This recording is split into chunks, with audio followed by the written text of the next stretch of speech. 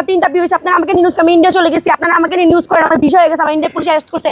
আপনারা যে শুনেন, আপনাদের প্রত্যেকটা শোনেন, আমি বলি আপনাকে একটা শোনেন, এখানে সমসাময়িক বিষয়, আপনি একজন মিডিয়া হিসেবে, মিডিয়া পার্সন হিসেবে আপনার দেখা উচিত এখানে সমসাময়িক বিষয়টা উল্লেখ করা আছে, আর আমার বিষয়টা সমসাময়িক বিষয়েরই একটা অংশ।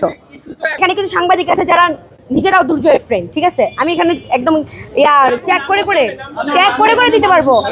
আমি ভাই এখানে ঝামেলা যাচ্ছি না, আমি ঝামেলা চাইলে বহুত আগে অনেক সাংবাদিককে ধরাই দিতে পারতাম।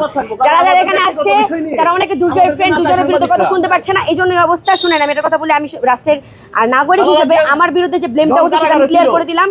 আর আমি অবস্থা ছিল দেখছি আমি অনেক, আর শুনেন সাংবাদিক আমার দেখা আছে, কারণ সাংবাদিক শুনেন কি হয় সেটাও আমরা জানি।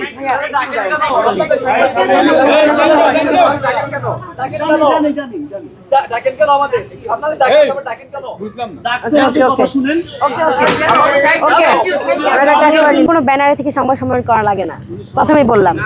শোনেন একটা কথা বলি, একটা সংবাদ সম্মেলনে এসে সেটা, হ্যাঁ আমি বলতে পারি, আমি এই যে বিষয়টা বলতে পারেন যে আপু এটা নিয়ে বলেন, আমি এটা নিয়ে বলতাম, কিন্তু আপনারা যে বলতেছেন যে আমি জানি না, আমি বলছি আমি যদি না জানতাম আমি স্যার বিষয়টা এত কিছু অবশ্যই বলতে পারতাম না।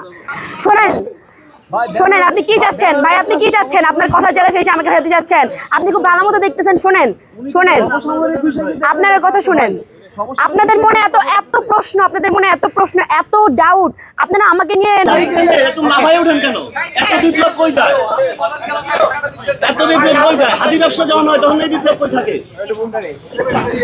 না। আমি একটু ওনাদের সাথে কথা বলি দেখি, আপনাদের সব কথা জবাব আছে আমার কাছে, বলেন।